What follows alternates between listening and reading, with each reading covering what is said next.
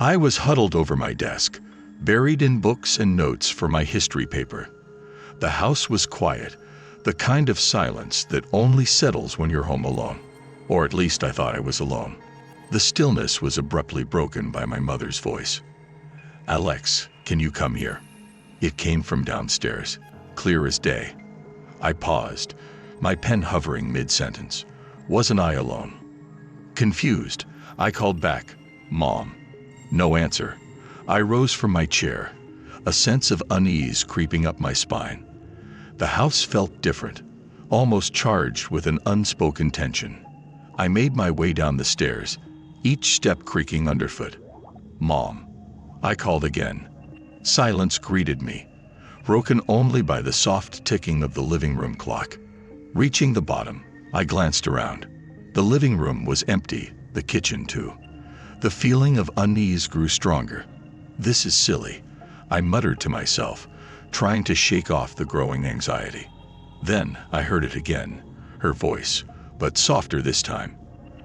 "Alex, down here." It was coming from the basement. My heart skipped a beat. Why would she be in the basement? I hesitated at the top of the basement stairs. The light from the hallway barely penetrated the darkness below. "Mom." My voice was barely a whisper. Slowly, I descended into the basement, my hands groping for the light switch. The bulb flickered to life, casting long shadows across the room.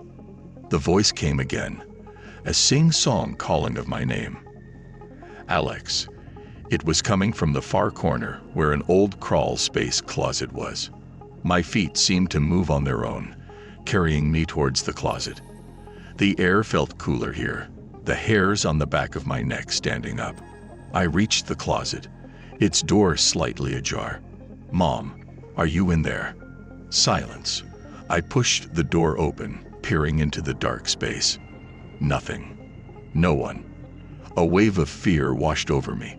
This didn't make sense. The voice, so like my mother's, but she wasn't here.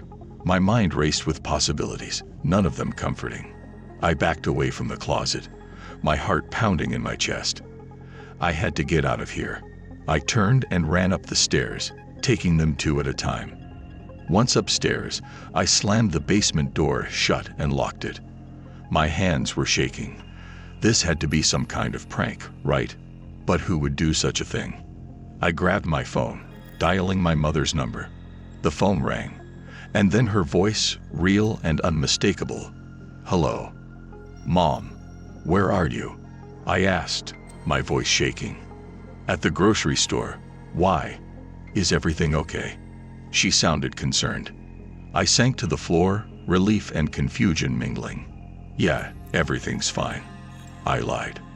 I couldn't tell her what had happened. She'd think I was crazy.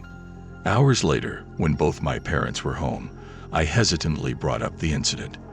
They exchanged worried glances before agreeing to check the basement with me. We went down together, the three of us. The basement felt less ominous now, less threatening. We opened the crawl space closet again, empty, just as before. My parents suggested maybe I'd imagined it, the stress of the paper and being alone. But I knew what I heard. The voice was too real, too familiar. We left the basement, my parents reassuring me but clearly unconvinced. The house returned to its usual comfortable self, but something had shifted for me. That night, I lay in bed, staring at the ceiling. The voice, my mother's voice calling my name, replayed in my head. I shivered, pulling the covers tighter. I couldn't explain what happened, and maybe I never would. It remained, tucked away in my mind, a haunting experience that defied logic. Sometimes, late at night, I'd think I heard it again, that soft calling of my name. But I never went to check. Some mysteries are better left unsolved.